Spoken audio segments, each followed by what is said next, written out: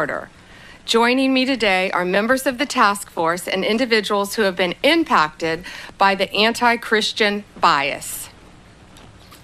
Together, this task force will identify any unlawful anti-Christian policies, practices, or conduct across the government, seek input from the faith-based organizations and state governments to end anti-Christian bias, find and fix deficiencies in existing and regulatory practices that might contribute to the anti-Christian bias.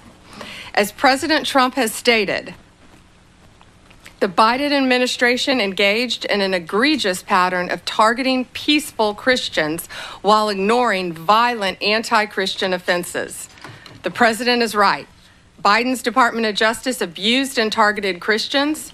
Pro-life Christians were arrested and imprisoned for peacefully praying outside abortion clinics.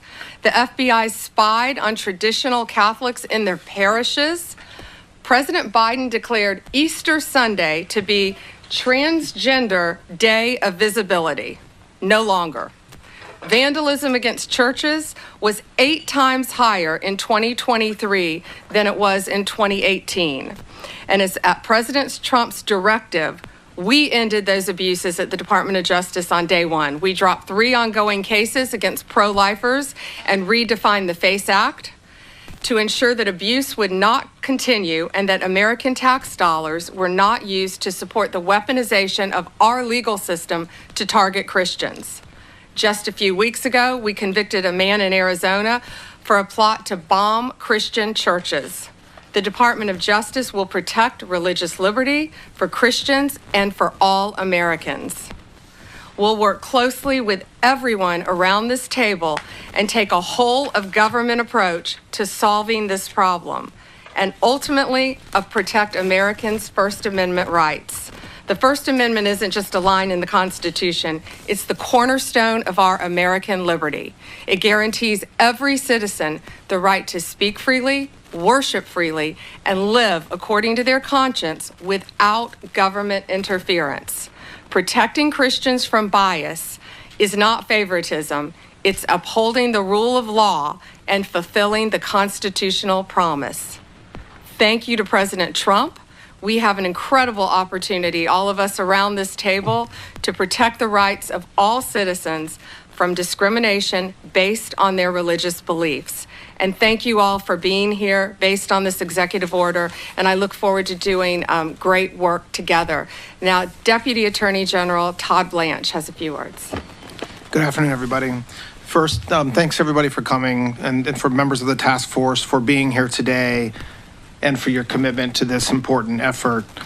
If you look around this table and the leadership that's here, I know that combined with our shared determination to establish sound, effective policies and to push back against any form of anti-Christian or anti-religious bias that has taken root within the federal government, this will allow us to carry out the president's executive order.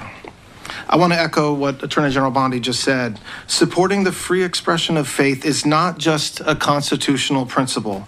It is something that all forms of civil government should be encouraging.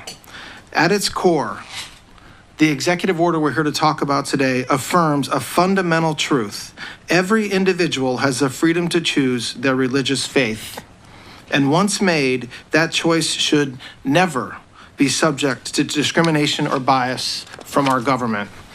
Now, unfortunately, over the past several years, we've seen troubling signs to the contrary. We have witnessed actions that suggest an underlying bias against people of faith, particularly Christians. This task force was created to make sure this never happens again in America. We will investigate what went wrong, uncover facts, and ultimately chart a path forward. So today, we're going to hear from individuals who will share their personal stories that reflect broader trends and challenges from the Biden administration's policies that, frankly, strip people of their inalienable rights. We're also going to hear from members of this task force about the ways in which anti-Christian sentiment may have shown up in their departments